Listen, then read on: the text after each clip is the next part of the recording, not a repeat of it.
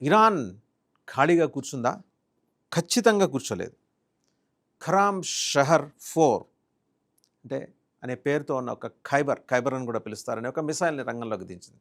ఇది 4th generation ballistic missile. ఇది it is as dangerous as మన బ్రహ్మోస్ క్రూయిజ్ మిసైల్ కంట. But that is cruise missile, this is ballistic missile. So అంతకన్నా ప్రమాదకరమైంది. ఎందుకు దించాలనుకుంటోంది? Target ఎవరు? అమెరికాకు సహకరించే చుట్టుముట్టి ఉన్న ఇస్లామిక్ నేషన్స్ అన్నీ టార్గెట్టే. అలాగే అమెరికన్ వార్షిప్స్ ఆల్రెడీ వచ్చింది. ఫ్లోటింగ్ సిటీ అని పిలిచే జెరాల్డ్ ఆర్ ఫోర్డ్ రెడీగా ఉంది.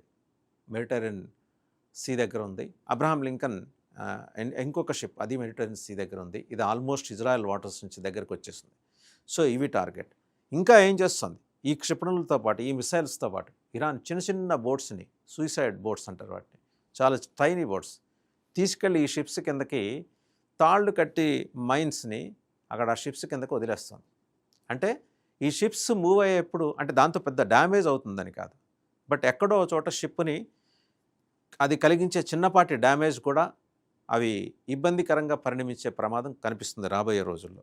అంత పెద్ద వార్షిప్స్కి షిప్స్ మైన్స్ని టచ్ అయ్యేట్టు వెళ్తే, అంటే ఆ చిన్న చిన్న బోట్స్ ఆ చిన్న చిన్న బోట్స్ ఆ షిప్ని టచ్ అయినా సరే, ఎందుకంటే సముద్రం లోపల ఉంటాయి, చాలా ఎక్కువ లోతున్న చోటే ఈ హెవీ వెజల్స్ ఉంటాయి కాబట్టి అక్కడికి పంపిస్తున్నది ఇరాన్. సో ఇరాన్ ఒక ఎత్తుగడలో భాగం. నెక్స్ట్ జీసీసీ నేషన్స్ని టార్గెట్గా చేసుకొని, గల్ఫ్ కోఆపరేటివ్ కౌన్సిల్ నేషన్స్ని టార్గెట్గా చేసుకొని